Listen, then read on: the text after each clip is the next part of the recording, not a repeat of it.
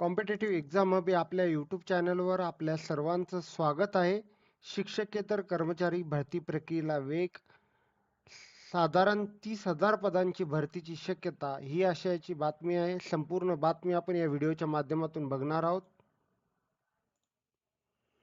शिक्षकेतर कर्मचारी भरती प्रक्रियेला येणार वेग. शासनाकडून शिक्षकेतर कर्मचाऱ्यांच्या भरतीचे निकष जाहीर झालेले आहेत आणि भरतीसाठी महाराष्ट्र खाजगी शाळातील कर्मचारी सेवेच्या शर्ती सुधारणा नियम 2026 बनवलेला आहे.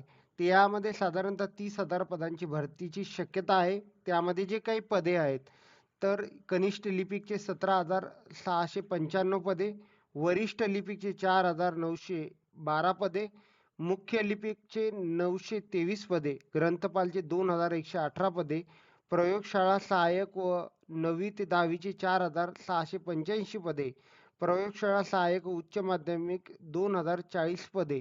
तर या निर्णयामध्ये जे पदे रिक्त आहेत ते भरतीसाठी संधी उपलब्ध करण्यात आलेली आहे. तर जी काही बातमी आहे त्यामध्ये काय मेन्शन केलेलं आहे, शिक्षकेतर भरतीसाठी शासनाने आता पावले उचलली आहेत. शिक्षकेतर कर्मचाऱ्यांची भरती करण्यासाठी नव्याने पात्रता तसेच निकष जाहीर केले आहेत. त्याला महाराष्ट्र खाजगी शाळातील कर्मचारी सेवेच्या शर्ती सुधारणा नियम 2026 असे संबोधण्यात येणार असून याच नियमाच्या आधारे भरती केली जाणार आहे. त्यामुळे शिक्षकेतर कर्मचारी भरती प्रक्रियेला तब्बल 21 वर्षांनी वेग येणार असल्याचे स्पष्ट झालेले आहे. राज्यातील खाजगी अनुदानित माध्यमिक व उच्च माध्यमिक शाळांमध्ये 2005 नंतर शिक्षकेतर पदांची भरती झालेली नाही. ही बंदी उठवण्यासाठी अनेक संघटनांनी लढा उभारला. त्यांच्या मागणीला 2019च्या सुधारित आकृतीबंधाने आधार मिळाला होता, परंतु 2019च्या नवीन आकृतीबंध जाहीर करून शासनाने शांत राहिले. त्यानंतर आता 2026 मध्ये पुन्हा शिक्षकेतर कर्मचारी भरती प्रक्रियेसाठी नवीन निकष व पात्रतेसंदर्भात महाराष्ट्र खाजगी शाळातील कर्मचारी सेवेच्या शर्ती सुधारणा नियम 2026 बनवण्यात आला आहे. त्यानुसार आता भरती प्रक्रिया राबवण्यात येणार असल्याचे स्पष्ट झालेले आहेत. जे शिवाजी खांडेकर सचिव आहेत महाराष्ट्र राज्य माध्यमिक शाळा शिक्षकेतर संघटनाचे महामंडळ, त्यांचं काय म्हणणं आहे? त्यांचं म्हणणं असं की राज्य शासनाने शिक्षकेतर कर्मचाऱ्यांची भरती करत असताना त्यांच्या पात्रतेमध्ये बदल करत उच्च शिक्षित कर्मचारी मिळतील अशी व्यवस्था केली आहे. या निर्णयाचे स्वागतच आहे, परंतु गेल्या 21 वर्षापासून संबंधित कर्मचाऱ्यांची भरती काही ना काही कारणाने रखडलेली आहे. त्यामध्ये आता कोणतेही व्यत्यय न आणता संबंधित भरती प्रक्रिया वेगाने राबविण्याची गरजेचं आहे असं त्यांचं म्हणणं आहे.